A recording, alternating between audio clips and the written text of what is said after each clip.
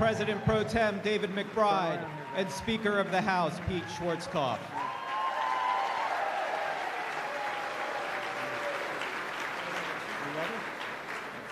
I pledge allegiance to the flag of the United States of America and to the republic for which it stands, one nation, under God, indivisible, with liberty and justice for all.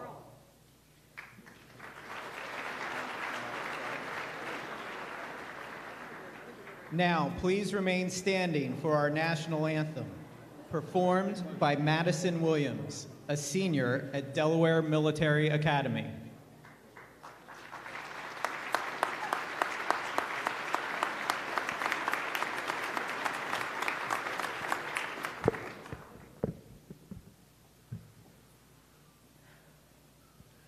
Oh, say, can you see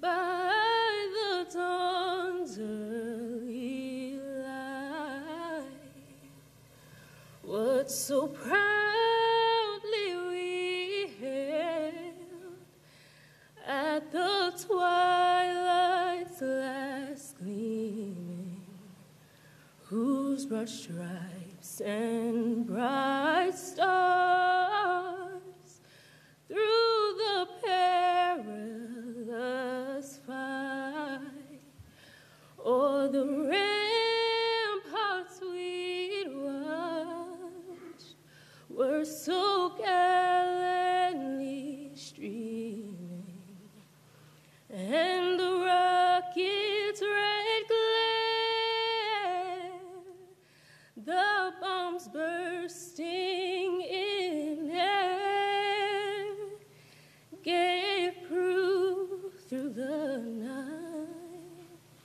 that our flag was still there.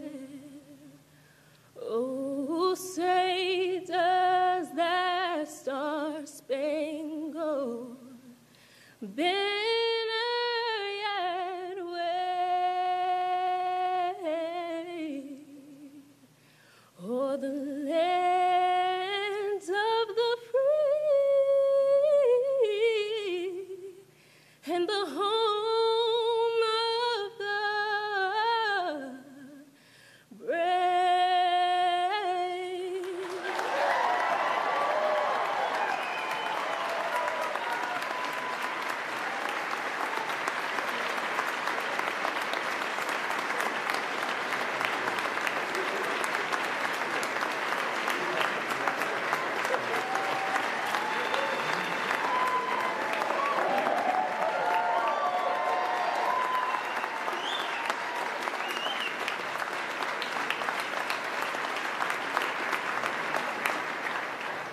And now, please remain standing for this evening's invocation, delivered by Lieutenant Governor Bethany Hall Long. Wow. Thank you. Good evening, Delaware Democrats. Delaware has talent. Delaware has talent. Please join me at this time in reverence as we honor our higher being. And if you would join with me as we celebrate our blessings this evening at our first state Democrat dinner. So in a moment of reverence, please. Dear God, bless us as we gather around our tables, our diverse neighbors, equal people, unified as our Democrats. Tonight, as we are honoring our loyal committee Democrats, our union members, and our public servants. Stand with us this evening as we nourish not only our bodies and our spirits, but as Democrats, as we serve as custodians to public health and champions for economic and educational opportunity. And to the one I honor, who was sent as a son born in a manger, homeless, who was an immigrant, but was welcome to his new country. May we, in the spirit of love, continue as we fight for social and environmental justice. We know justice is what love looks like. Finally, on this eve of St. Patrick's, may the sunshine always warm us and the wind be behind the backs of our state leaders, our governor, and especially our Joe Biden. Amen.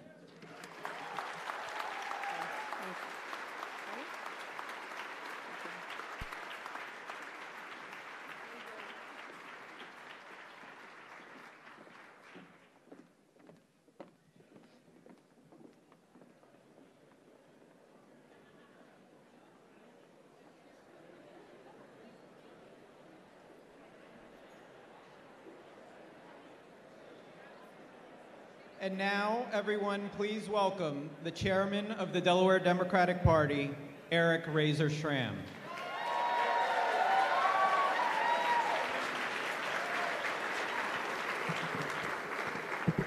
Good evening, Democrats. Yes, thank you for attending tonight's first state Democratic dinner and for all your support of the Delaware Democratic Party. There are an awful lot of people in this room and an awful lot of cameras in the back, and I suspect they aren't here to hear from me. So I will try to lead by example tonight and keep my remarks very brief. I am as excited to hear from Vice President Biden as I know all of you are, and I want to thank him for being here this evening. I want to thank all of the wonderful Democratic elected officials who are here this evening. You'll hear from Governor Carney, Congresswoman Lisa Blunt Rochester, Senator Carper, and Senator Coons shortly. And you just saw our Lieutenant Governor, fantastic legislative leaders, Senator McBride and Speaker Schwarzkopf, alongside our statewide row officers. Let's have a warm round of applause for Insurance Commissioner Trinidad Navarro, our newly elected Auditor of Accounts, Kathy McGinnis, State Treasurer Colleen Davis, and Attorney General that is making national headlines delivering on the promises of criminal justice reform, Kathy Jennings.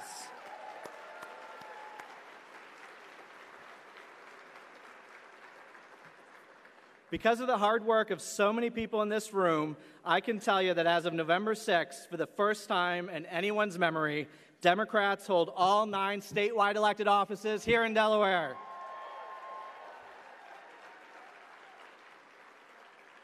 Because of the hard work of the people in this room, the people of Hocassin, Pike Creek, and Talyville can finally say they're having their interests represented in Dover, thanks to Senator Sturgeon and Representative Griffith.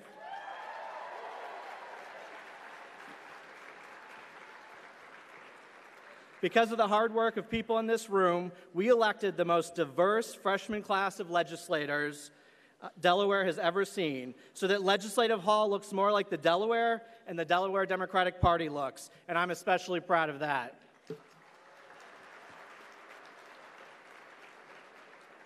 In fact, at this time, I'd like to ask all of our elected officials to stand up and be recognized, please. There are too many to name individually, and let me tell you, that's a problem that many other states don't have right now.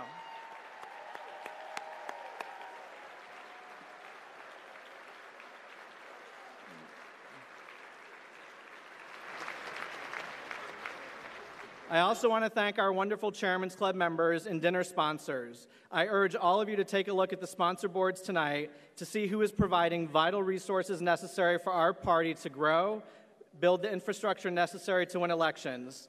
From our elected leaders to our friends in organized labor, companies that drive our economy, to activists who drive change, I am very proud of the diversity of our benefactors, and I thank them for their support. I want to also say a special thanks to our partners at the DNC and the ASDC, especially Maureen Gard and Nisha Bladden, who are with us tonight. Please stand if you don't mind, Maureen and Nisha. Maureen and Nisha have been amazing to work with since I became chair.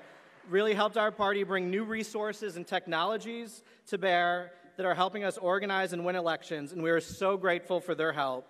And we wish Nisha best luck in her next endeavor. And finally, I want to thank my executive committee, my subdivision chairs, my state party officers, all of whom are true partners. And I especially want to thank our staff, Travis Williams and Jesse Chatterton, who believe deeply, yes, thank you, Jesse and Travis. They believe deeply in what our party can and should be and come to work every day to do the tough work that puts us on that path. Tonight and others like it would not be possible without both of them. Believe it or not, though, I'm not only up here to thank everyone, I'm also here to challenge all of you. We worked hard in 2018, but we need to work harder if we're going to defeat Donald Trump and his Republican Party in 2020.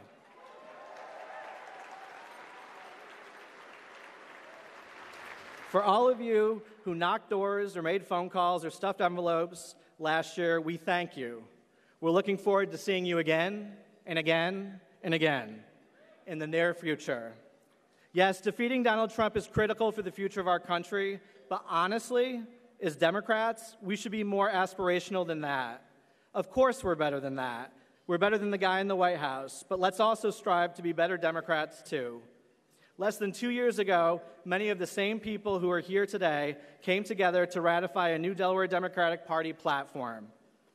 It's a document I hope you will take some time to read on our website, because it isn't only reflective of where we as a party are, but it offers solutions to that we must pursue to make our state better and a more equitable place for everyone who calls it home, regardless of where they live or who they love or how they identify or what they look like. Yes, winning elections is the job of the state party, but making sure we're keeping our promises to our voters is also part of our job. And I can tell you, as long as I'm state party chair, I will make that part of my job. So often, we are the party on the right side of history, the party that bends the arc of justice in transformational ways. That's who we must always strive to be as Democrats.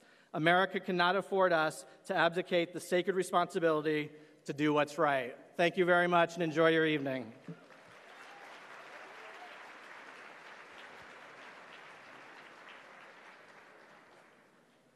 To present one of tonight's John Patrick Healy Awards, please welcome United States Congresswoman Lisa Blunt Rochester.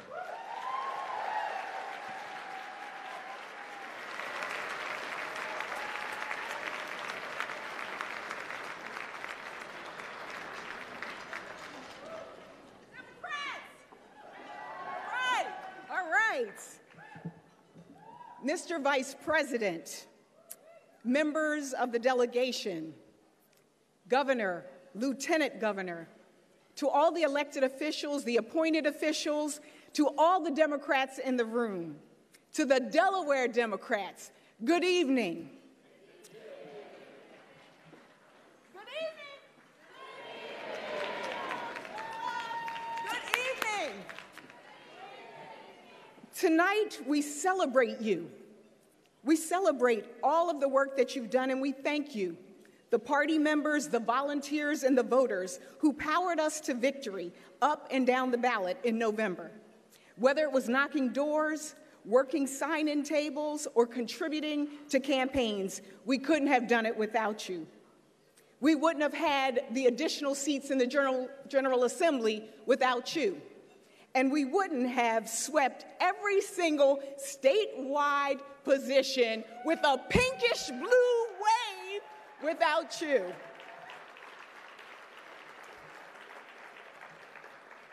And I personally want to thank you because I couldn't have won my first reelection as a freshman congresswoman with 65% of the vote if it wasn't for you. You did that. You did that. So while we're here tonight to celebrate, we also have to remember that 2020 is right around the corner. Right around the corner. I heard an amen over here. Yes, I did. And earlier this week, I was actually reminded of the fact that it's around the corner and the stakes are high. I was reminded of how high the stakes are. One of my colleagues, some of you know Hakeem Jeffries, he is now the Democratic Caucus chairman. And he was giving a speech earlier this week, and he said that he was appointed to actually nominate Nancy Pelosi as the Speaker of the House, and he was a little nervous about it. And so he was studying and he was practicing, and his 10-year-old son said, "Hey, Dad, what are you doing?" And he said, "I have to give this nominating speech for Nancy Pelosi, and this is big. Do you have any advice for your dad?" And the kid thought for a minute, and then he looked up at him and he said, "Don't blow the moment. Don't blow the moment." That's my message. We cannot blow this moment. This is our moment, Democrats. This is our moment, Delaware Democrats. So some of you have been to the black church before. I want you to turn to your neighbor and say, "This is our moment. This is our moment. This is our moment." And I'm going to tell you why. Because folks at home, they're still saying this is our moment over there. They're feeling it. But I'm going to tell you why. Because folks at home and around the world are counting on us to stick together and not be a divided party, but to be a united party and to be strong, to rise and to win. That's why the stakes are so high. We're doing it for the people. For labor to be able to collectively bargain. It's for the people. Where are my labor brothers and sisters? Please stand up. All my labor brothers and sisters, stand up if you can. Yes, show some love to labor. Show some love to labor in the house. This is why we do it. We do it so that women, my daughter, your daughter, my friend, can have the right to do what she wants with her body. That's why, for the people. We do it for our brothers and sisters who are incarcerated all around this country so that they can have a second chance and get a clean slate. That's why we do it. So that senior citizens don't have to choose between cutting a prescription pill in half or paying their rent. For the people. That's why we do it. And so that our kids, whether they're like Trinity, who is in the audience, can know that you should be able to love whoever you choose because it is all about love.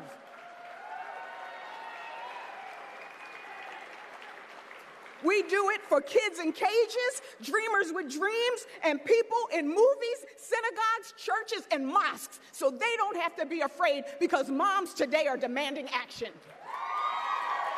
Let's pray. And lastly, we do it for our children.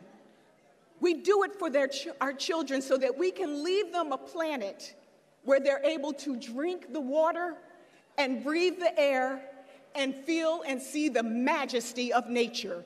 We do it for the planet, for the people. So, Democrats, this is our moment to take things back. This is our moment. It might also be our moment. No, it might not. It's not a might in it. This is our moment to take back the White House. Hello. Just saying. Just saying. And you back there in the media are the sheroes and the heroes. And tonight it is my honor and my privilege to actually celebrate and introduce a Delaware shero. I am proud to present the 2019 John Patrick Healy Extraordinary Volunteer Award to Terry MacGyver. Come on up, Terry. Woo!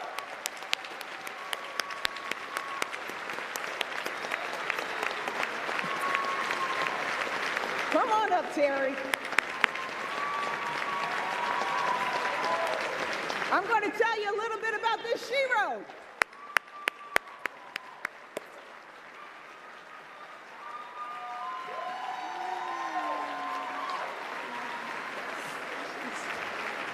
Now let me take a minute and tell you a little bit about Terry. Terry has a passion for improving the lives of others, for making a positive impact on her community. And it doesn't just run in her family, which it does, it runs through her veins. She lives it. She grew up in Philadelphia, where her grandfather was a union leader and a committee man at the same time. And during those years, Terry, as a kid, began her political education, stuffing envelopes, answering phones, standing arm in arm on picket lines. Terry continued that labor tradition by getting a bachelor's degree in labor studies and labor education from the National Labor College. For more than 20 years, Terry has worked for Laborers International Union as an organizing and training coordinator, a business manager, and as vice president of the Wilmington Black Trade Unionists. Yes. Throughout her career in labor, she was focused on helping people in need, and especially those who needed a second chance. When she moved to Dover 15 years ago, she quickly became a force in Kent Democratic politics and in her community. Yeah, Kent County, I hear you, I hear you. Contributing was the best thing that she could do, and she served as the 29th Representative District Committee on the committee, the Kent County Committee, and as a delegate to the 2016 Democratic National Convention. While she left an indelible mark on our community, her greatest achievement is passing on the tradition of organizing and engagement to her 10 children, 1 foster child, 29 grandchildren, and 7 great-grandchildren. In the words of my dad, Ted Blunt over here, that's a lot of voters. So Delaware Democrats, it gives me great honor to introduce to you and recognize Terry MacGyver.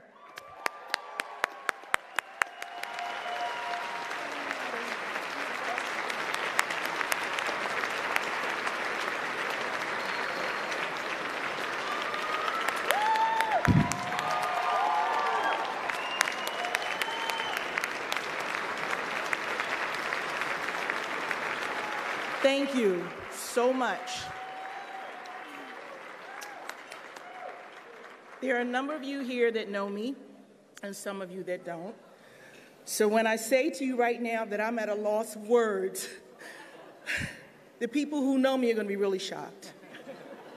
I am moved and humbled and so grateful. Thank you so much. And I look forward to putting boots on the ground, feet to the street, union gasoline, union matches. We went in the White House back in 2020.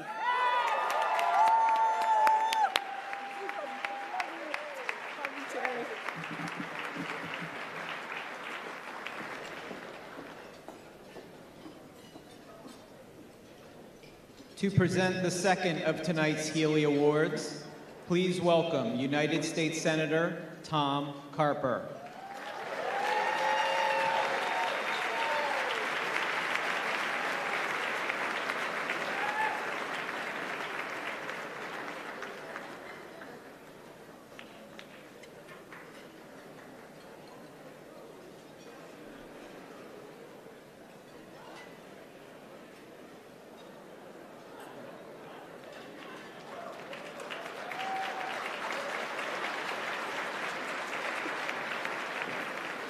Vice President Biden,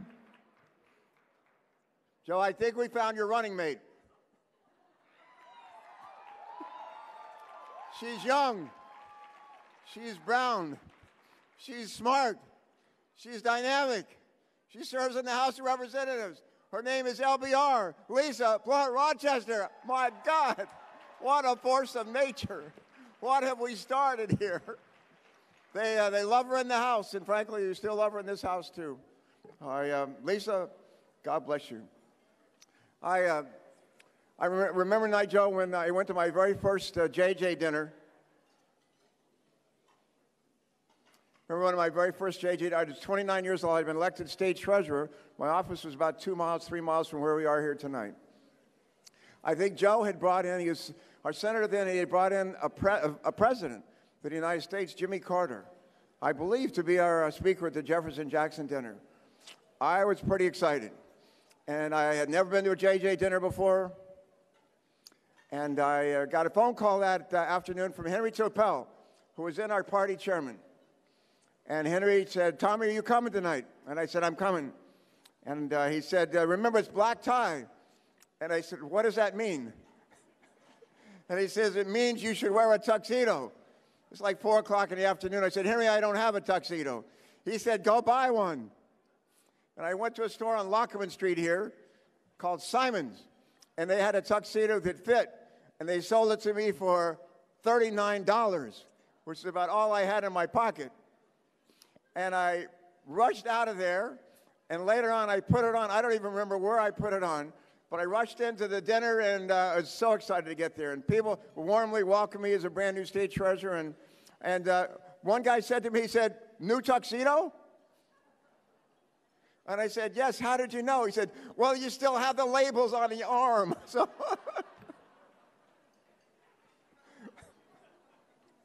That was my debut. I want to talk tonight about border security. Let me have your attention.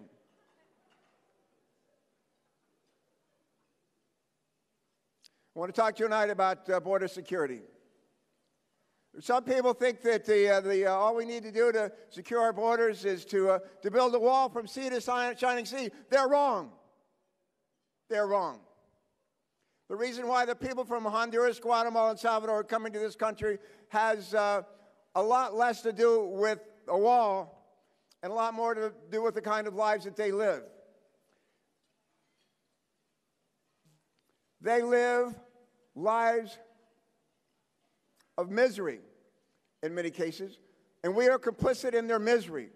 The drugs that are trafficked through those countries come here, and we consume them. We send money, guns, and crooks back down there, and they send us the drugs. And somehow the idea that we're just going to build a wall and stop it all, and that's nonsense. Border security is important. As the former chairman of the Senate Homeland Security Committee and still the senior Democrat on that committee, I know a thing or two about border security. Been there many times. Been to Central America many times. Just there with Lisa about 4 weeks ago. We have spent $263 billion on border security in the last 15 years. $billion. We have doubled the size of the Border Patrol. We have hundreds of miles of barriers, walls, hundreds of miles of roads. That makes sense in a lot of places. Some places boats make sense. In some places boat ramps make sense. Some places drones with highly sophisticated surveillance equipment make sense. Sometimes helicopters make sense. Sometimes fixed-wing aircraft make sense. Sometimes towers that go up 500 feet make sense. Sometimes dirigibles that go up 10,000 feet can look 30 miles into Mexico to see people coming up. Sometimes that makes sense. In fact, all of that makes sense. And you know what's happened? Because we spent all that money between 2001 and last October 1st, illegal migration to this country was reduced, not increased, reduced by 80%. 80%. It has worked. It has worked. And the reason why those people keep coming up here is because they live lives of misery for too long, and we're complicit in their misery. A guy named Joe Biden, who used to be our vice president, came up with a better idea. Says we still need to do all this stuff on the border to make it secure, but a better idea that says, how about what is causing those people to leave home and traffic 1,500 miles to try to get to ours? What's driving them? Lack of hope and opportunity, that's what it is. Lack of hope and economic opportunity. Violence, crime, that's what it is. Corruption in their countries, that's what it is. And Joe Biden, who came up with Plan Colombia 20 years ago, when Colombia was about to go down, about to fail, and he and Bill Clinton came up with something called Plan Colombia, which has worked, transforming Colombia from a country that was about to fail to a country that's prosperous and alive and well and a great ally to us. Give him a round of applause. Plan Colombia. Joe Biden, he wrote that. He wrote it. And Barack Obama asked him about 3 years ago when the flow of illegal migrants was so strong, Barack said, Joe, what can we do about it? And Joe took the idea of Plan Colombia, dusted it off, and created Alliance for Prosperity. Here's the deal. We send money to help these three countries, Honduras, Guatemala, and Salvador, 3 ways. 1, to foster economic hope and opportunity. Number 2, to go after crime and violence. Number 3, go after corruption. The question is it's working? And you know what? It is. And Lisa and I have just seen it with our own eyes. These 3 countries have vied for murder capital of the world for as long as I can remember. The last 3 years, the murder rate in Honduras down by 35%. The murder rate in Salvador down by 35%. The murder rate in Guatemala down by 35%. The number of people trying to get out of those countries until the last couple of months down by almost 80%. Honduras, they took their police force. They fired 1/3 of the police that were corrupt. They've added vetted units, and now they have a good police force. Guatemala, they've actually were training people to grow more products, more crops, more nutritious crops so that they don't have to live and become demented by lack of good nutrition. They had an election in El Salvador about 4 weeks ago. They elected to take the place of a 75-year-old guerrilla leader. Guess who they elected? The 38-year-old mayor of San Salvador. He is smart.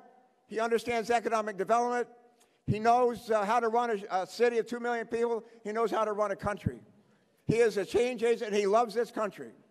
Guatemala is going to have an election in 2 months. Current president is under fire, under investigation. The top 3 candidates running in Guatemala are all women. They're all women. They're all women. And the leader is a woman named Thelma Aldana. Thelma Aldana is the immediate past attorney general for that country. She is a clear leader, and with a little encouragement from our vice president and yours truly and Lisa and others, hopefully she will win and she will be a change agent. She is death on corruption, death on crime, and there's a song by the Bee Gees. Remember the Bee Gees? Staying alive? We're going to make sure she stays alive, because if she stays alive, she will help transform that country. Long story short, good things are happening. We can't stop. It's like changing the course of an aircraft carrier. We can't keep on it, stay with it, and if we do, those countries will transform just like Colombia has transformed.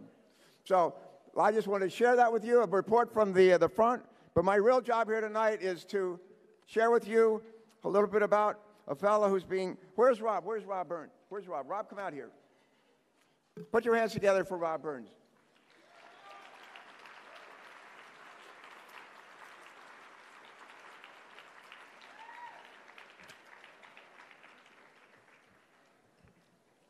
Did you ever know Pat Healy? I did not have the pleasure. Yeah. Anybody here know Pat Healy? How many people actually knew Pat Healy? Put your hands together for Pat Healy. Great guy. Great leader. Great labor leader. Tell me something. Have you ever been to Virginia? Yes. Did you go to law school there? Yes. Did you get waitlisted at Widener? No. He got waitlisted at Widener, folks, and he had to go to law school down in Virginia.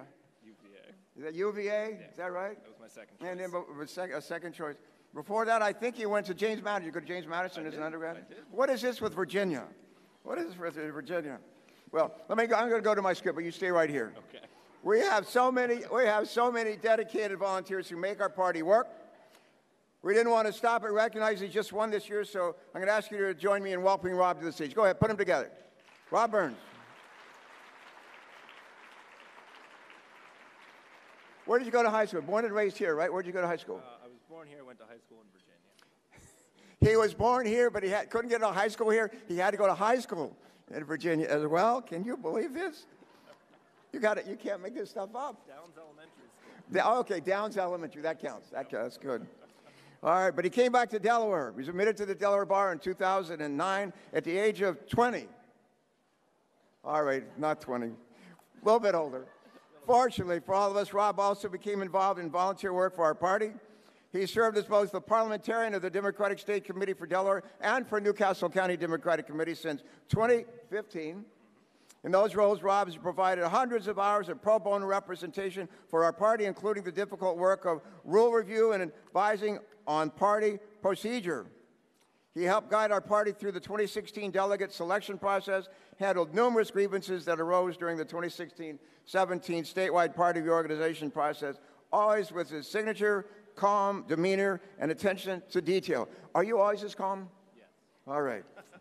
Over the past 18 months, Rob has led a thorough review and rewrite of our state party rules and procedures, and these hundreds of hours of diligent, painstaking work are what's keeping our party running smoothly. Rob also serves as guardian ad litem for Delaware's Office of the Child Advocate and pro bono attorney for members of the Delaware National Guard. All right, that is great. He's a member of the 12th RD Committee, a husband to Megan Burns for how long? For how long? No. To your wife. How long have you been married? Not how long have you been on the committee. How long have you been married to Megan Burns? I'm in trouble now. 15 years. 50? Would you say 15 years not long enough? No, not long enough. Father of 4 sons, and listen to these names. Their names, the sons that they have, Megan and Rob have: Harrison, Pierce, Jackson, and Grant. And if you notice, those are all the names of presidents. And they're not all Democrats. I think there's one or two Republicans that slipped in. So this guy, or maybe it's Megan, has a little bit of bipartisan blood in her. But Rob, we want to thank you. We want to thank you on behalf of everybody in this room. And I want to proudly present to you the 2019 Pat Healy Award for Rob Burns. All right, let's hear it.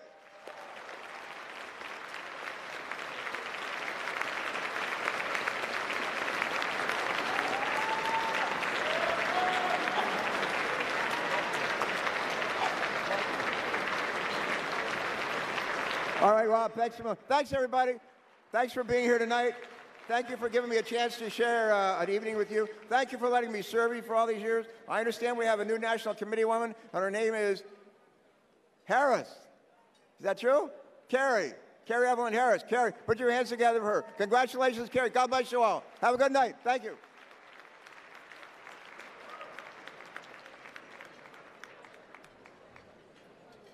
To present the Alexis I. DuPont Bayard Award for Extraordinary Service, please welcome United States Senator Chris Coons.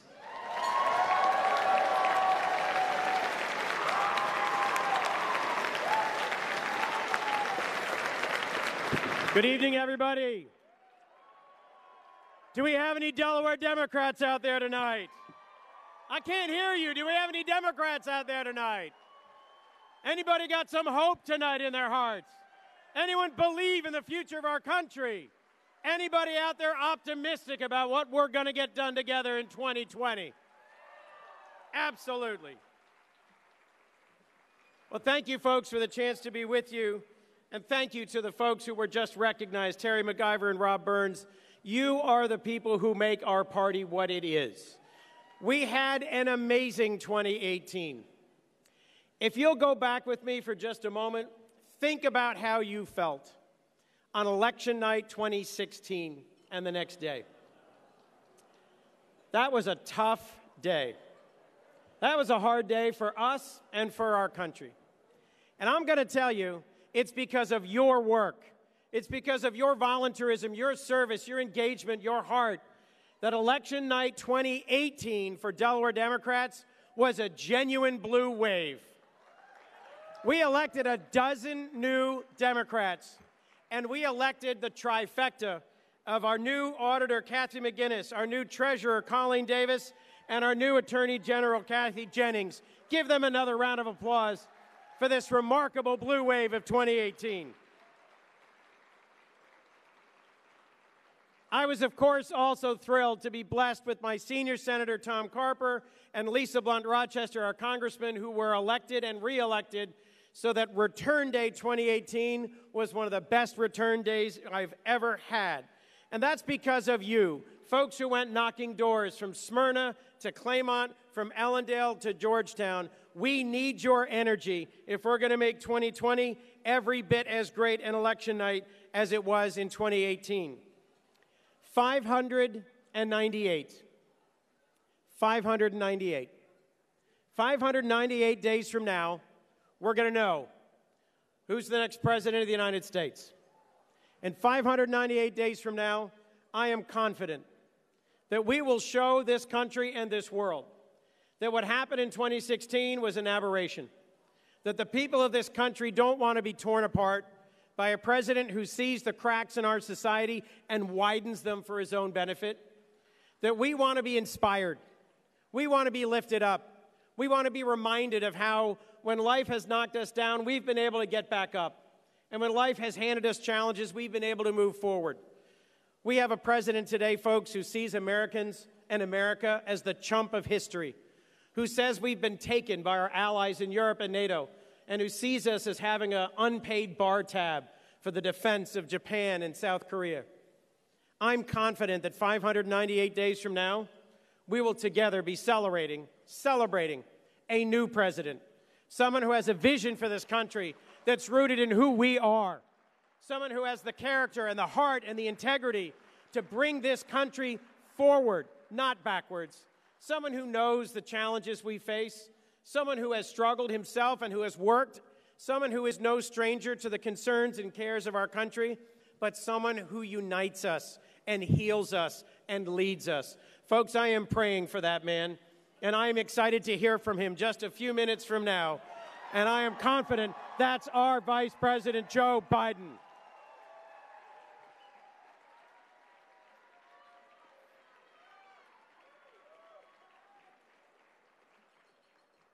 Whoever our next president is going to have an incredible challenge in front of him. Restoring confidence in the rule of law, restoring the confidence of our allies, restoring our place in the world that has led to security and prosperity for generations, restoring our confidence that we can overcome the great challenges of this century, whether it's climate change or the rise of China. But Joe Biden isn't someone who's just given great speeches. He isn't someone who's just studied history on some college campus. He has shaped history. He's not just a great speech maker, he's a great change maker. And along with our President Barack Obama, our Vice President Joe Biden led the greatest administration in our lifetimes that did more to fight climate change and gun violence, to welcome the LGBT community and restore justice to our streets than any administration in our lifetimes. That's the direction I hope he'll take our country in, and that's the vision I hope we'll hear from him in just a few minutes. And folks, I am excited in 2020 to be at the top of the ticket here in Delaware as a Delaware candidate to serve again as your United States Senator.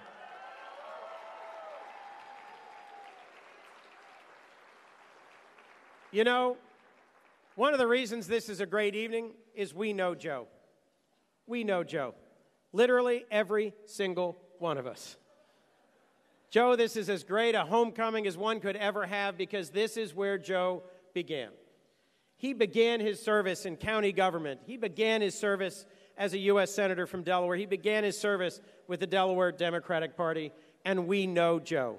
We know his heart. We know his character. We know his integrity. We know his fierce loyalty to his family. We know his unquenchable thirst for justice and his passion for all of us. But I am honored to have a chance to recognize tonight someone else who knows Joe even better than I do because she's known him much longer than I have. The highest award given by our state party is the Alexis Byard Award, named for a former Delaware lieutenant governor who was a source of inspiration and leadership for our party for decades. And I am honored to stand here tonight and introduce and recognize a woman who really needs no introduction, a woman who has stood alongside me and our Vice President Joe Biden throughout our careers, Sonia Shore Sloan.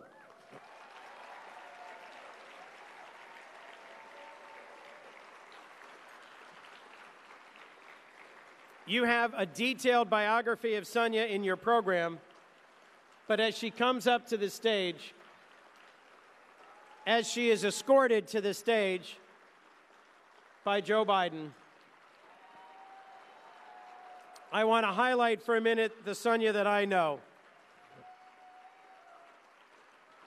Sonia is the consummate counselor, fundraiser, and advisor. When she gives you advice, she is direct about it, and she expects you to take it to heart. She is a mentor to first-time candidates, a cheerleader when you need it, and a coach holding you accountable when you just must have it. Sonia's dedication to Joe Biden and to the Delaware Democratic Party and all of our candidates is just one facet of her incredible contributions to our state.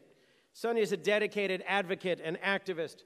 From her days on the McCarthy campaign, she has been a leader for Delaware and the country, someone who has worked tirelessly for Planned Parenthood, for the YWCA, for the ACLU, for Congregation Beth Emeth, and so many other organizations.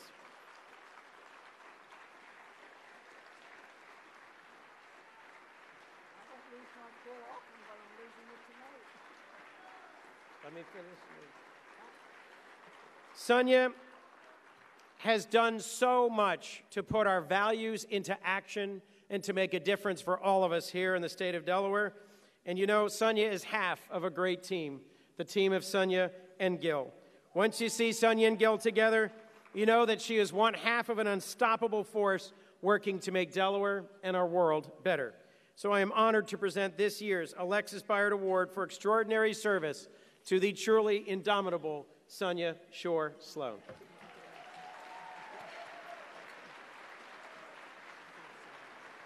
Sonia, I'm gonna hold this while he takes a picture.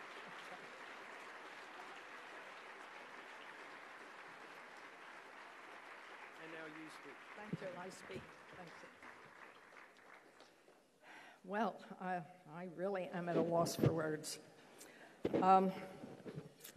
Thank you so very, very much for this wonderful Bayard Award. It's something I never expected, and I'm truly humbled and, yes, proud of being honored here tonight. I worked over the years, many years ago, with Lex Bayard and more recently with Rick, and so this award has even more meaning for me. I can look back on some 70 years in Democratic politics, and I think of all the remarkable folks for whom I have volunteered and campaigned here in this room. Individuals from Joe Biden, and I've worked on every one of Joe's campaigns, and I told him a few weeks ago I have one campaign left in me for him. So pay attention. You hear that?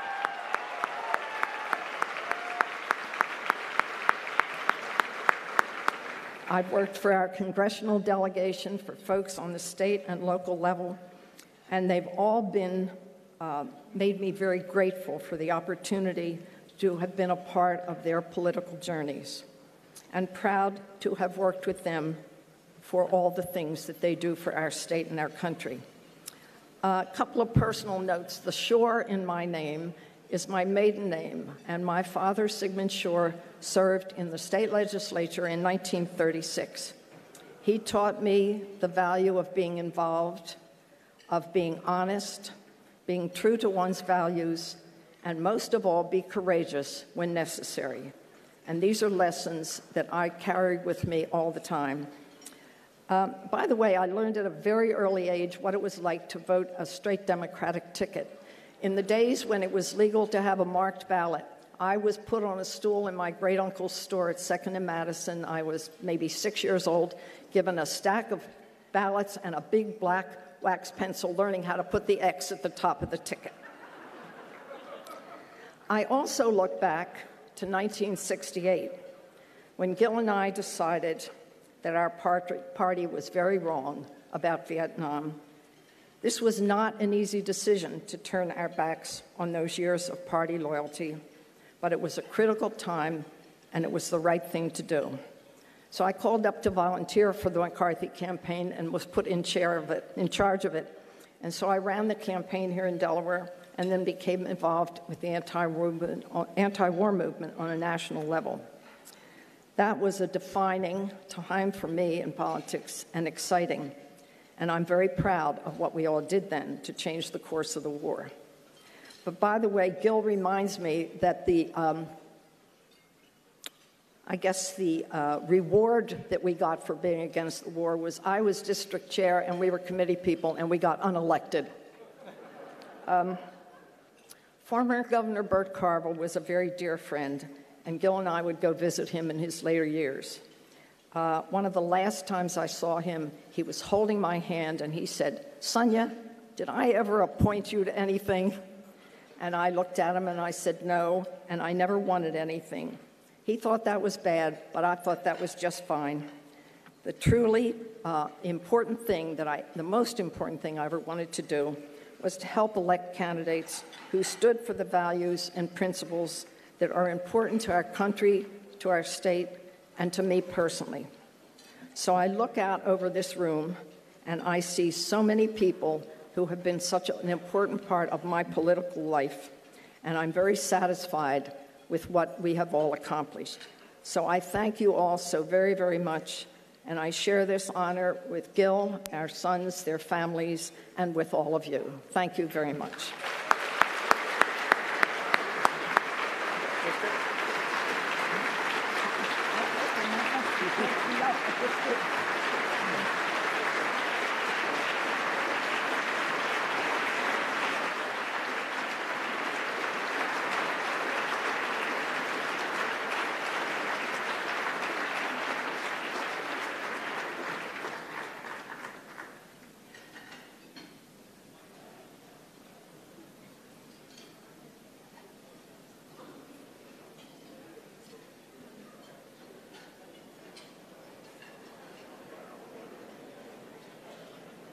Ladies and gentlemen, please welcome the governor of the great state of Delaware, John Carney.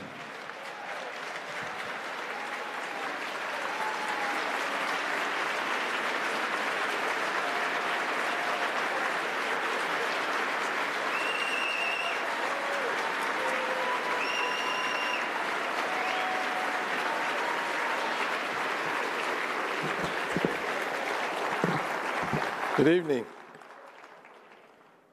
Oh my goodness.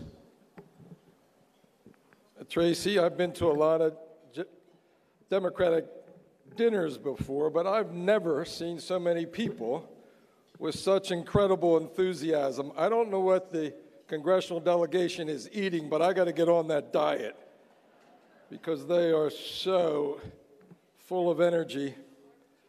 I still have chills from that national anthem. How about Miss Williams? Was she unbelievable?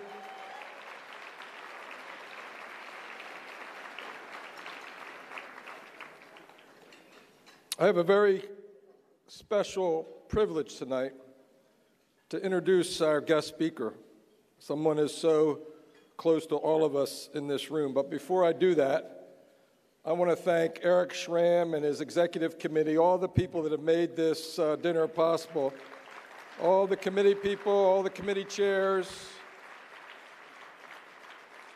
Eric was telling me before the dinner that he had so many people that wanted to get in here to see us tonight that he had to turn 100 people away. So he's not the most popular guy in the party right now. I'm wondering what they're all here to see. And all the people in the back, I'm pretty sure they're not here to listen to me. I do want to thank our partners in the General Assembly, the leadership in the Senate, Pro Tem Senator David McBride, Majority Leader Nicole Poore, Majority Whip Brian Townsend, and for all the members of the Delaware State Senate. They have 4 new Democratic members of the Delaware State Senate bringing new ideas, new energy into that body. It's really exciting for all of us.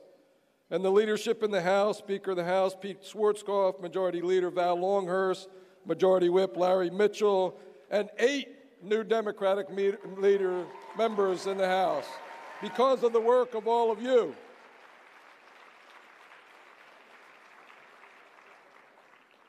And my congratulations to Terry and Rob and, of course, Sonia Sloan, who's been so good to all of us for so many years. Sonia, thank you so much for everything you've done for the Democratic Party in our state. I'm not a betting man, but I'd be willing to bet that everyone in this room has a favorite Joe Biden story, maybe even a long list of them. The fact is that the better that you know Joe, the more you realize what a truly amazing person he is. For my family, as for so many of yours, Joe has made an impact on a deeply personal level. In fact, most of the things that Joe has done in this most human way, nobody ever knows about. These are not photo ops or press opportunities. They're just the most genuine acts of kindness. Senator Joe Biden gave me my first real job in politics, and he's the reason I met my lovely wife, Tracy, who's with me tonight, who was working for Joe on his Judiciary Committee. Truly the better half, as Joe reminds me all the time. Joe's commitment to family allowed Tracy to work a flexible schedule when we had our 2 boys. So we didn't have to choose between doing what we loved and spending time with our young kids. Joe was ahead of his time in accommodating young families like ours. Joe has been an inspiration for generations of Delaware Democrats. He's the reason that many of us got involved in politics in the first place. And he inspired us to believe that we could make a difference. He's truly been the heart and soul of our party for as long as many of us can remember.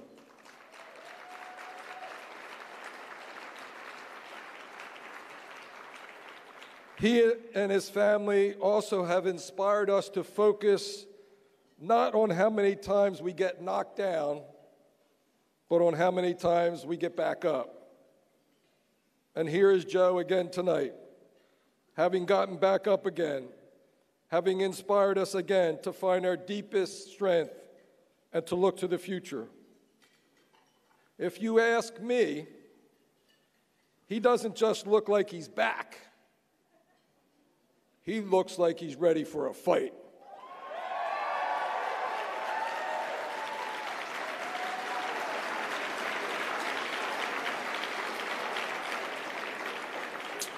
At a time when the country is being torn apart, when we're divided into fragments of what we should be, here comes our Joe Biden. Here comes our Joe, who has always known how to relate to people, all people, in our state and in our country. He knows that standing up for the disadvantaged goes hand in hand with standing up for the middle class. He knows that it's the middle class that built America and keeps her strong, and that it's organized labor and public policies that expand opportunities that built the middle class in this country.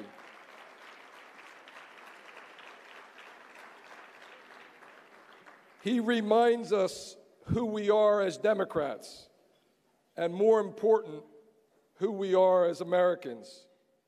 Joe knows what it makes this country special.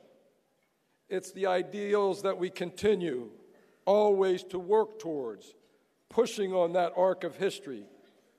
America is a place where we recognize and celebrate that everybody deserves a shot. For more than 40 years, whenever we needed him, Joe has been there.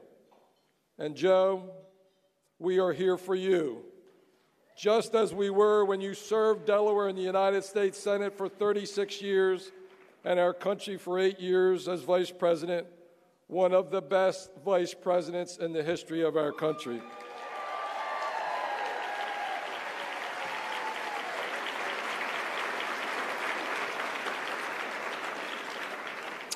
I am not up here to break any news tonight.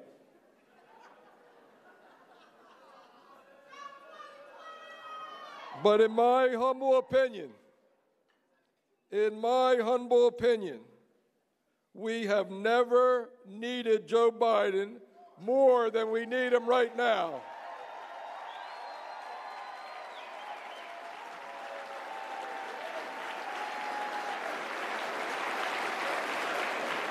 And with that, it's my very great honor and personal privilege to welcome to the podium the person who, more than any other, reminds us of what it means to be a Democrat and what it means to be an American. Delaware's Joe Biden.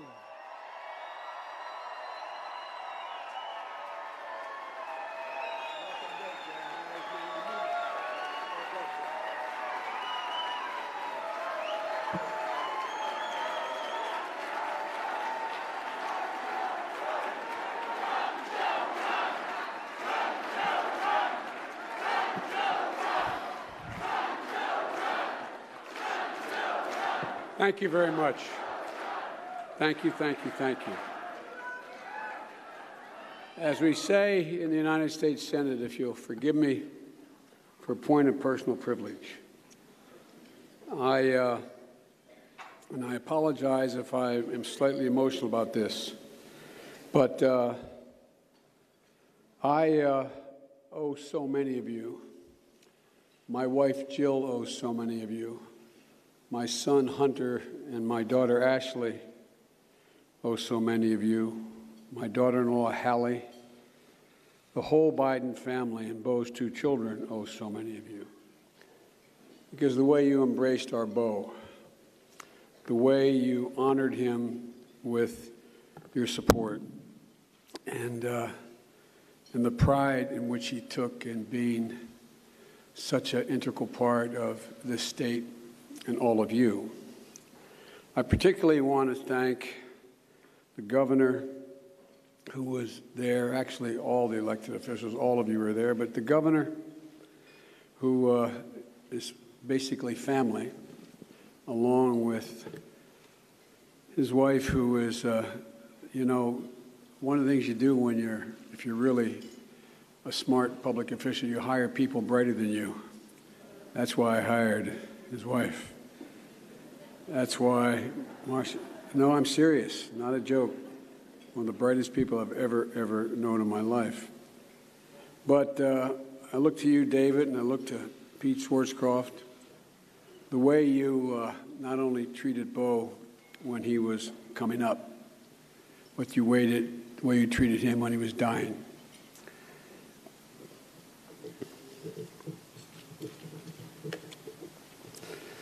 And the way you continue to treat his memory. Yet, I think it's every father and mother's dream to raise a child. My dad used to have an expression. He'd say, you know you're a success as a parent when you turn and look at your child and realize they turned out better than you. Bo was better than me. So, I just want to say thank you. Thank you for remembering him. Thank you for the way you treated him. And I am not exaggerating, and you know this. He loved you. He loved what he did. And Governor, we've known each other for well over 30 years, and Tracy, even longer. And I think one of the greatest contributions I made to this state was you guys meeting in my office. I want to also recognize that one of my closest friends in the world, who was supposed to sit up at the table with me, but shine the limelight as he always does, one of the brightest guys I've ever known, Senator Ted Kaufman. Where the hell are you, Ted? There he is, Ted.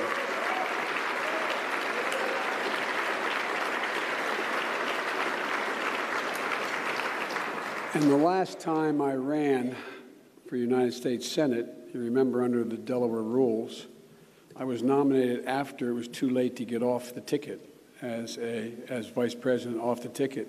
So I ran as vice president and senator on the same time. And I wasn't in Delaware at all. And Bert DiClemente, who ran the state for me, was the candidate. And I won by the biggest margin ever won by, with Bert being the candidate. But Bert, thank you very much for all you've done with me, and Bert's here as well.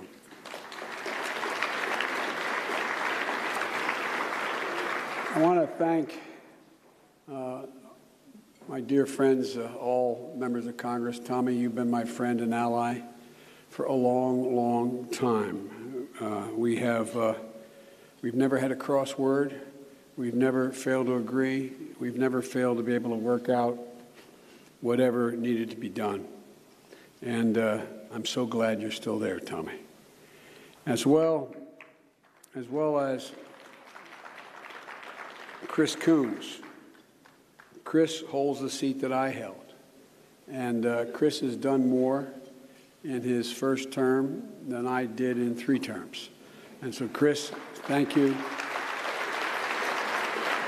Thank you for making sure the Biden legacy seat looks like it's good. The fact is that, as you don't have to be told, Lisa Blunt Rochester is a star. She's a superstar.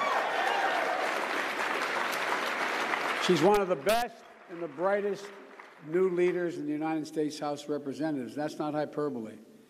The last 2 classes we elected and took over the House, this last class, have some of the most talented women and men, but mostly women, that I have ever seen in Congress.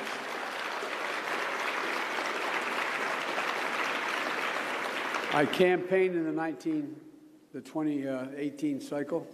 I went into 23 states for 69 candidates, most of them women. All of them won, but it's a new breed a new breed. 5 of them were graduated from Naval Academy or West Point or Coast Guard. Fighter pilots, women and men who have done extraordinary things, but most of all, who have great character like Lisa. And she has gotten a seat, which is shown the respect the leadership has for her, on the House Energy and Commerce Committee. That's really a big deal for the state of Delaware, a big deal for the state of Delaware. Lisa, we're lucky to have you.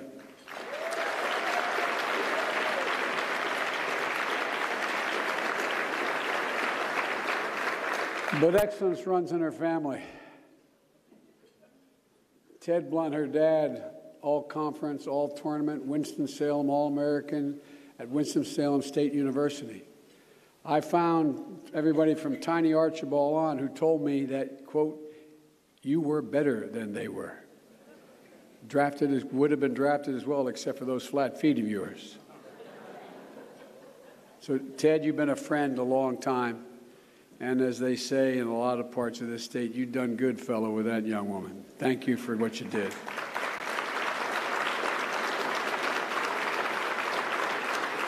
And to Eric, our state chair, and all the elected party officials and activists, thank you, thank you, thank you for all you've done.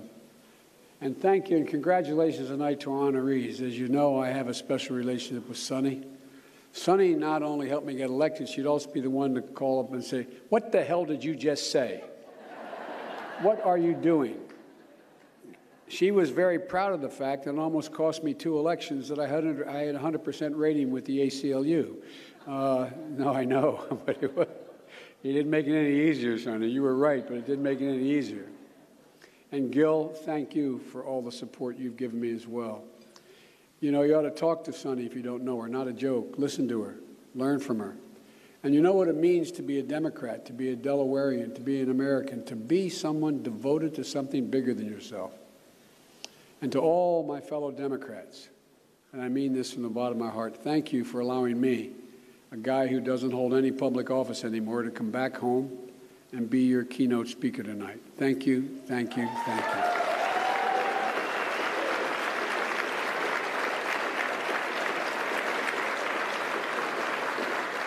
Folks, I've been in every state, campaigned for people in every state. I've been in somewhere in excess of 80 nations. I think that's the number. Don't hold me to the exact number. And I always talk about Delaware. Tommy knows this because I spent a lot of time in Central America. And Tommy, you picked up the gauntlet, and you are making sure we do have the right policies. And I always talk about Delaware. And the thing I talk about Delaware is what's special about this state. Oh, there's a lot of reasons we're special, but I think the most special reason to focus on Delaware is our political culture. We have an expression. It's sometimes frayed, Chris, but we have an expression that's been able to be sustained. Our politics, we do it the Delaware way. No, but truth of the matter, compared to other states, as tough as things have gotten, is still better than other places, the Delaware way. We don't demonize our opponents. We don't belittle them. We don't question their motive. We question their judgment, but not their motives. We don't treat the opposition as the enemy. We might even say a nice word every once in a while about a Republican when they do something good. Now, some people think we do this because we're a small state and we're going to run into that person on the other side of a debate again, or in a grocery store, or in church, or the Little League field, or at the beach. All true, but I think it's more than that. No, but I think it's more than that. Barack always used to kid me because I'd repeat 1,000 things to him. As Michelle writes in her book, she said Joe was like Barack's big brother. So I could be completely candid with him. And when he'd ask for advice, I tend to do what I've always done, is pass on the advice I got from my mother and father. And I'd say, oh, politics is personal. And it is personal. One of the reasons why things get on a little better here in Delaware and other places is we do know one another. As much as you disagree with the man or woman across from you on the merits of a political problem, you also know that they may have a son or daughter who is ill. You may know that someone's wife or husband is suffering from breast cancer or prostate cancer.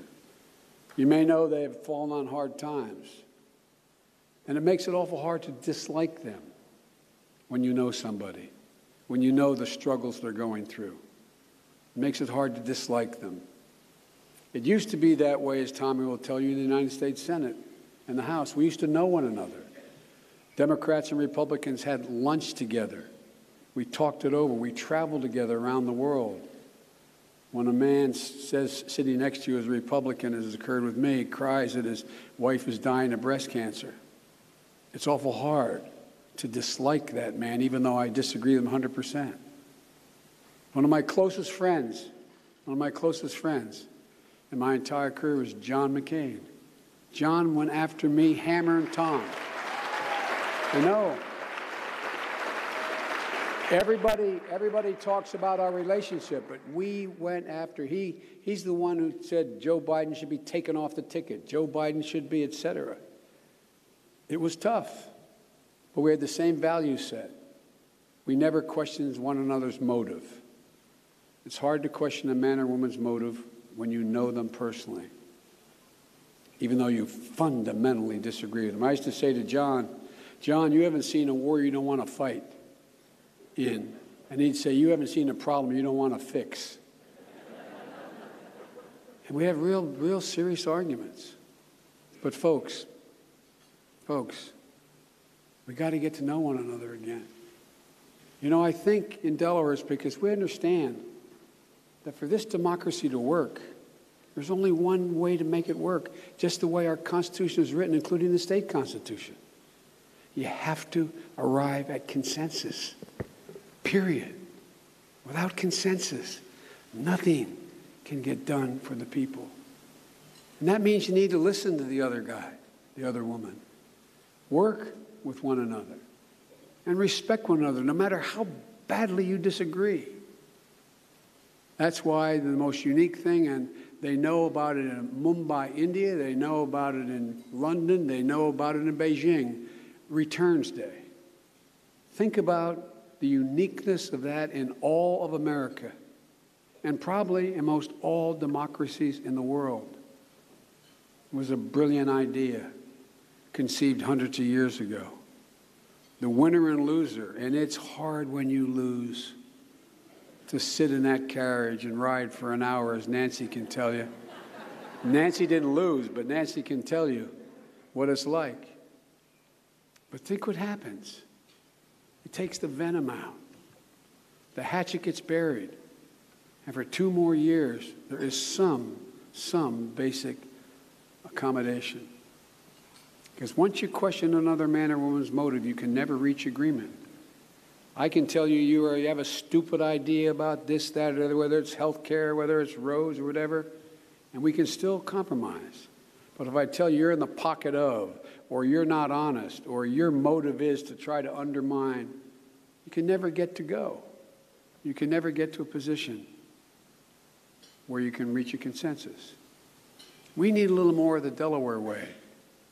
We've got to make it more the American way. And it's lost. Our politics has become so mean, so petty, so vicious, that we can't govern ourselves. In many cases, even talk to one another. And it can't go on like this, folks. I know I get criticized. I'm told I get criticized by the New Left. I have the most progressive record of anybody running for the if anybody who would run.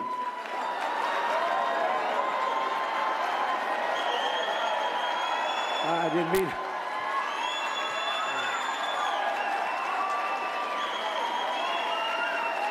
Than anybody who would run.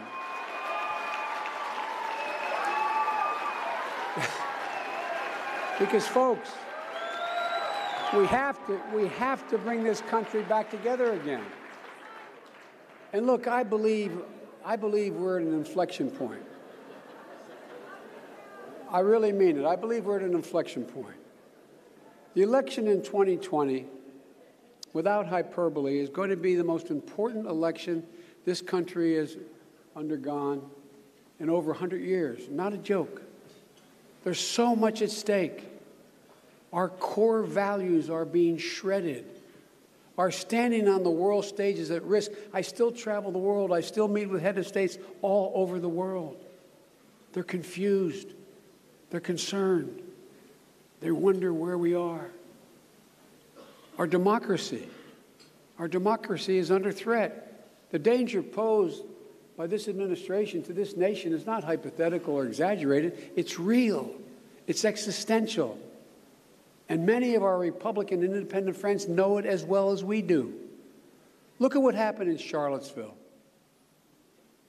I played a very big part in the civil rights movement in this state. On the East Side and being engaged in early desegregation efforts and the like. But I thought 5 years ago I'd never see again anything like. And I bet you thought the same, Ted. Ever see anything like what happened in one of the historic cities in America? We saw Klansmen, white supremacists, neo-Nazis slink out from their darkened rooms and digital hideaways. Their crazed faces, illuminated by torchlight, veins bulging, bearing the faces of racism, chanting the same anti-Semitic bile, that was heard across Europe in the 30s, word for word. And they were met by a courageous group of Americans. And a violent clash ensued. And a brave young woman named Heather Heyer lost her life.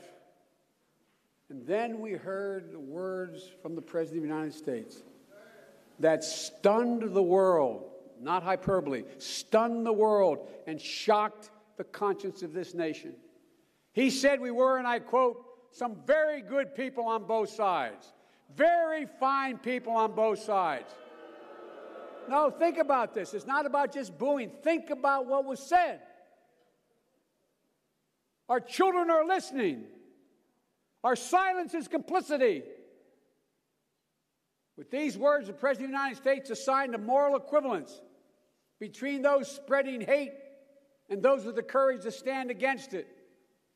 And in that moment, I knew that the threat to this nation was unlike any I had seen in my lifetime. On top of that, he's embracing autocrats all across the world, from Putin to Kim Jong-un, turning our backs on our most important and trusted allies. And now, the world's worst dictators are using his own words to justify their abuse of power. What do you hear coming out of the Philippines or out of North Korea? Fake news has become a phrase of choice for every despot terrorizing his people. The president is systematically tearing down the guardrails of our democracy, going after the very institutions our founder placed in the Constitution to serve as a check on presidential power. A free press, an independent judiciary, a co-equal legislative branch. Think of this. He maligned the Congress as much when it was all Republican as he did when it was Democrat. Because the more you weaken the power of these institutions, which are set up to prevent the abuse of power, prevent the accumulation of power, the more power rises to the presidency. Folks, we better wake up to what's happening right in front of our eyes. If you ask me, if you asked me a few years ago, whether our American democracy could ever crumble, I would have laughed at you. Even though as a student of history, I know that every democracy that's failed in the last 100 years, not one has failed because of a gunshot or a door being battered down. They failed because of a democratic election, and then whoever's elected began to take the guardrails down, tear down the legitimately elected official, tears down the constraints on their power. Folks, and I say this to Democrats as well as Republicans, we have to remember what makes this nation so special. As corny as it sounds, it's what we believe. We hold these truths self-evident. that all men are created equal, endowed by their Creator with certain inalienable rights. Sounds corny, but that's who we are. And while we've never lived up to Jefferson's words, we've never wholesale walked away from them. We've never walked away from them. My dad used to have an expression, a lot of you knew my dad. He said, Joey, everyone's entitled to be treated with dignity and respect. Everyone, every single person.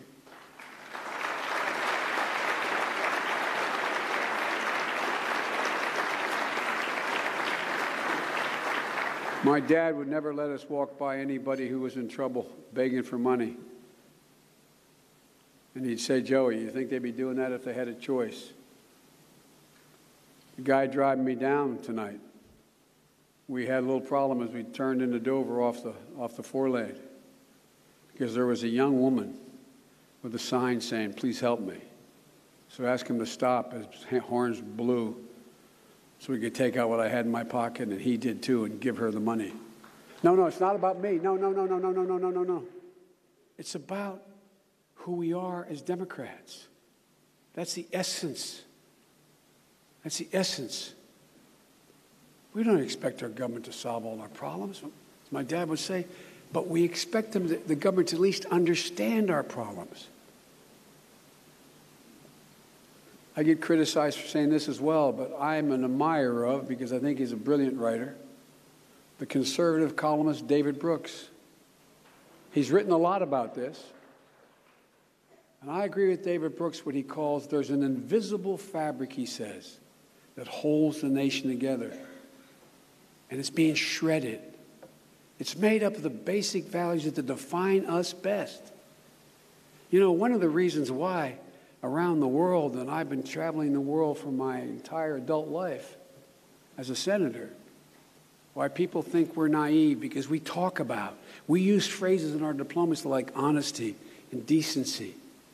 We talk about treating everyone with dignity and respect, giving everyone a fair shot, leaving nobody behind, and giving hate no safe harbor, demonizing no one, not the poor, the desperate, the immigrant, or the other,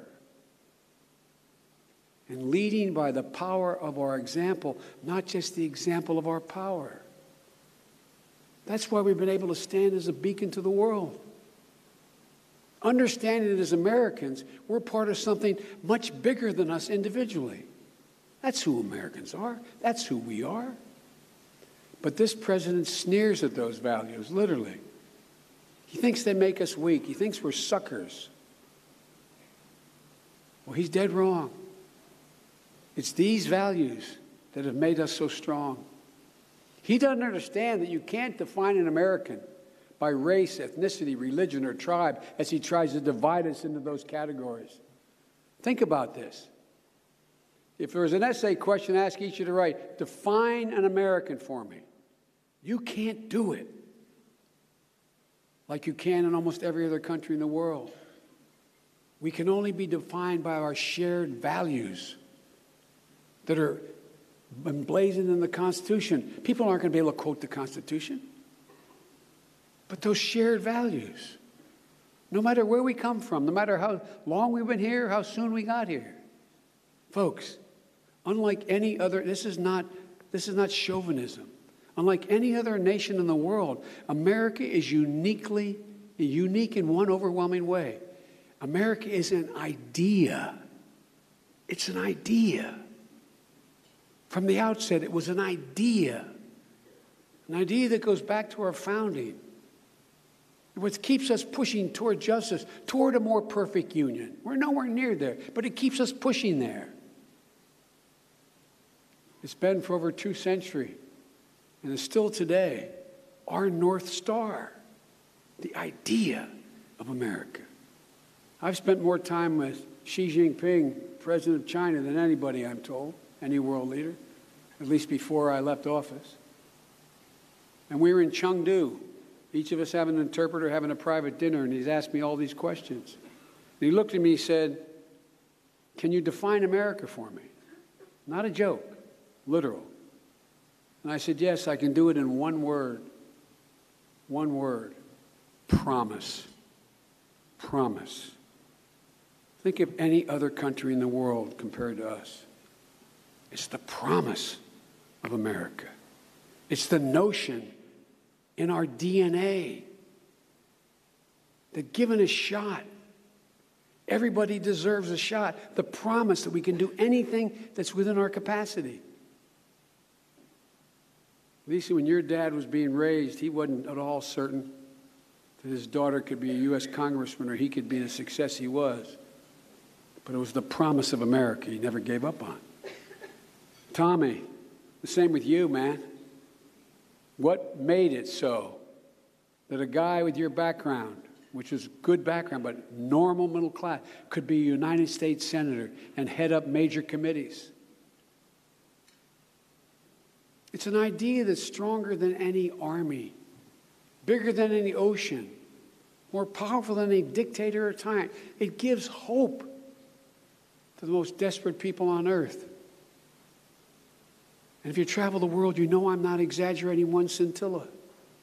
It instills in every single person in this country the belief that no matter where they start in life, there's nothing they can't achieve if they work at it. That's who we are. There's no stratification in America except the racism that existed and still exists in many places. Here's something else the president doesn't understand. He doesn't understand who built this country. I know who built this country. You know who built this country. Because as I look at the room and see you all, I see the people who built this country. You, your parents, your not a joke. You built this nation. This country wasn't built by Wall Street bankers and CEOs and hedge fund managers. They're not bad guys, but they sure in hell didn't build this country. You built this country. Your parents built this country. Ordinary Americans built this country. The great middle class built this country. That's literally, not figuratively, the story of America. The story that ordinary people from neighborhoods you and I grew up in can do extraordinary things given half a chance. Look at all the incredible things that have been done. They've been done by ordinary Americans who believed, because it was stamped in their DNA, that if they tried, there wasn't a damn thing they couldn't do.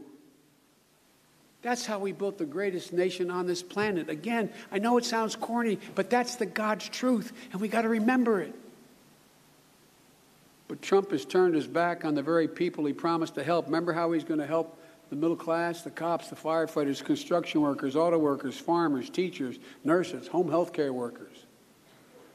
So many folks in places like Delaware, Pennsylvania, Ohio, Michigan, Wisconsin, who've been whipsawed by a changing world economy and left behind by the draconian policies of this administration. Folks, there used to be a basic bargain in America. I know you're tired of hearing me say this. I've been saying it for the last 20 years. The basic bargain in America. A bargain that built the middle class. And it went like this. If the outfit or enterprise you're associated with succeeded, you got to share in the benefits. That used to be the deal. Not a joke. In corporate America, it used to be the deal as well. And if things went bad for the outfit you work with, everybody shared the loss, from the CEO to the secretary. That bargain's been broken. That bargain's been broken. And it's happened gradually but consistently. It's broken badly. We need a new corporate ethic in America, which I'll not take the time to go into now, but you're going to hear a hell of a lot more about it from me. Just look. Just look. Look at that tax cut last year. Look at that tax cut. $1.9 trillion. How quickly Republicans forget that the deficit makes a difference. I don't know how that happened, Tommy.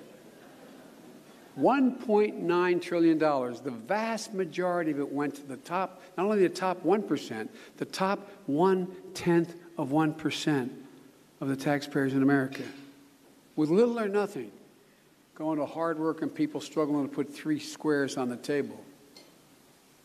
Even worse, it added $1.9 trillion to the deficit that not a single economist will tell you can be sustained long term. And they know it can't be sustained. My dad had another expression when someone would tell you, Joe, this is what I value. He'd say, no, don't tell me what you value. Show me your budget and I will tell you what you value. Show me your budget and I will tell you what you value.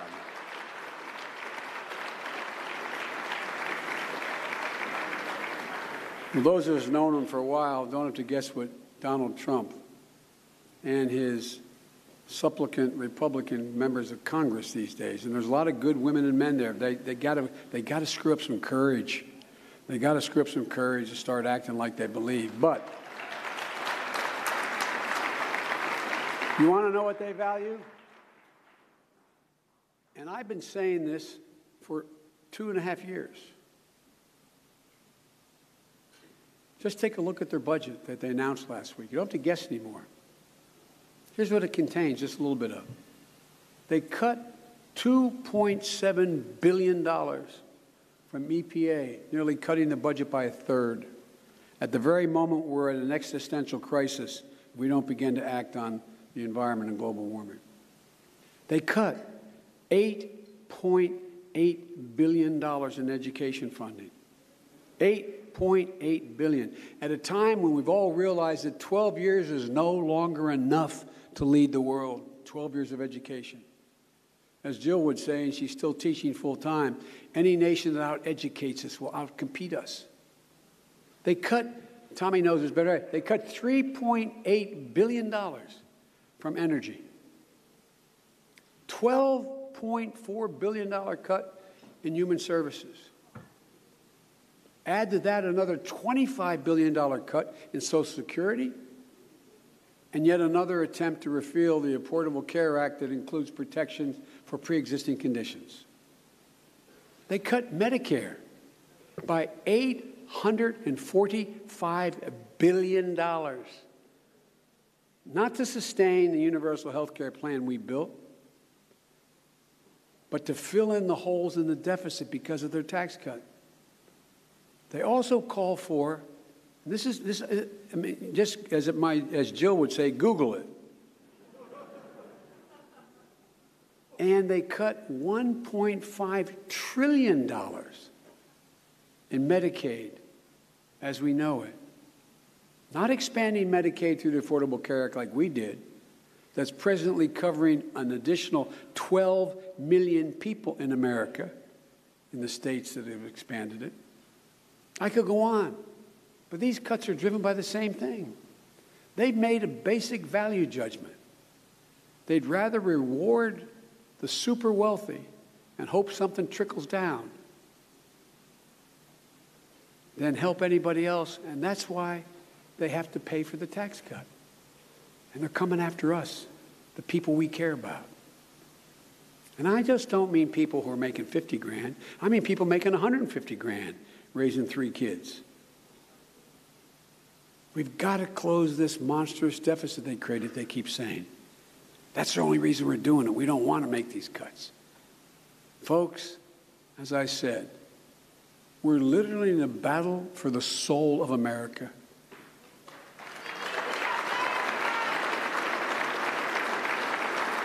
And an overwhelming need to restore the backbone of America, the working class, the middle class. But as tough as things are right now, I'm optimistic, more optimistic than I've ever been in my political career. And it's not about me and whether I run or not, and I mean that sincerely. It's about the capacity to restore America and once again become that shining city on the hill. In last year's midterms, as I said, I traveled to 24 states. Campaigned for, I said 63 candidates. And the last 6 days alone in 13 different towns. There was something different, fundamental and profound that I found that was going on. I'm a tactile politician. I always have been. That's what gets me in trouble as well. But I think I can feel and taste what's going on. Everywhere I went, no kidding, everywhere I went, there was an insatiable desire by Republicans as well as Democrats for women and men of high character in public office. Look at the polling data. Look at the polling data. People are making their decisions more on what they believe to be the character and authenticity of a candidate than a particular position they take on an issue. Voters understood that the very character of our country was on the ballot. And they stood up and they spoke. They spoke. And we won. You may remember I got criticized early on saying we'll win 40 seats. Thank God we won 41, but I never forget it. But it wasn't because I was picking a number out of there. I could feel it. You all would feel it. You're all good at this. You could feel it.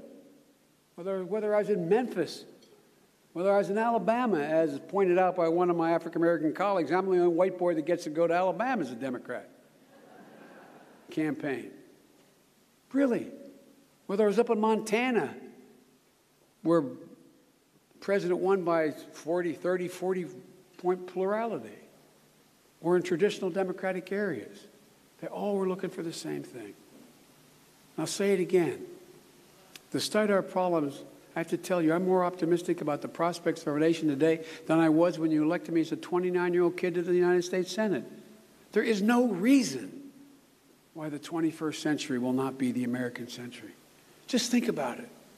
We have the wealthiest and most prosperous economy in the world and the history of the world, including China. We have the most powerful military in the history of the world. We continue with our values, if we lead with them, to be able to unite the world on common missions. We're virtually energy independent, something that seemed impossible a few years ago. We're the most innovative entrepreneurs in the world, the most agile venture capitalists, the most productive workers. Our workers are 3 times as productive as the workers in Asia. I hear these stories about how China's going to eat our lunch. Give me a break. I remember I was the guy that went up to Wharton School in the late 90s when it was Japan Incorporated. All the professors at Wharton and all these people talking about Japan is going to eat our lunch. And I made a speech saying that's not even remotely possible for a whole lot of reasons, including the value system. We have more great research universities than all the rest of the world combined, and every major life-changing and life-altering invention has come out of a research university, not out of a corporation. They monetize it. Folks, there's nothing to be able to stop us. No other nation in the world can match us. There's nothing beyond our capacity, and I mean that. There is nothing beyond our capacity. The only thing strong enough to tear America apart is America itself. And we've seen it start. And it's our obligation as Democrats and Americans to stop it. We must be clear. Everybody knows who he is. They got to be clear of who we are. Who we are.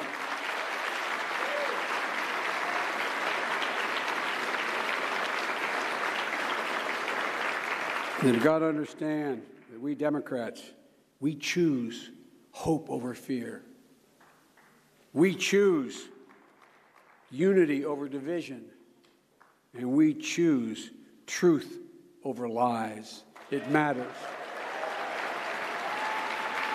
Folks, it's still our century. We have to remember, we got to stop walking around with our heads down like, woe is me, we're in such trouble. Damn it. There's no other country in the world that's come close to our capacity. None.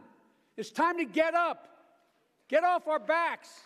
Remember who the hell we are. This is the United States of America. There is nothing beyond our capacity. God bless you all, and may God protect our troops. Go get them, folks. Go get them. Thank you. Where am I going? I'm going this way.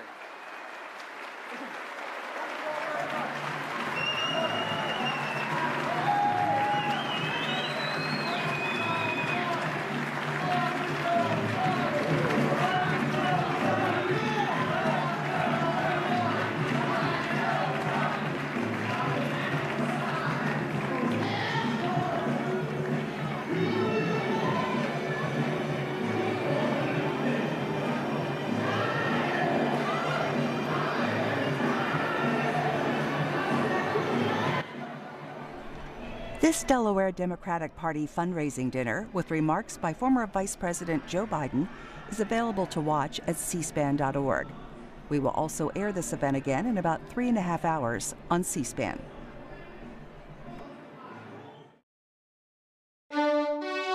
C-SPAN's Washington Journal, live every day, with news and policy issues that impact you. Coming up Sunday morning, Republican strategist Brian Nienaber and Democratic strategist Adrian Elrod discuss Campaign 2020. Then Nan Aaron with the Alliance for Justice and the Heritage Foundation's John Malcolm discuss how President Trump and Senate Republicans are reshaping the federal judiciary. Be sure to watch C-SPAN's Washington Journal, live at 7 Eastern Sunday morning. Join the discussion. Democratic presidential candidate and former U.S. Representative Beto O'Rourke of Texas was in Iowa this week to meet with voters. He took part in a St. Patrick's Day run and met with voters and reporters in Waterloo. Here's a look at some of his day. Hey, hey, hey! Yeah, here we go.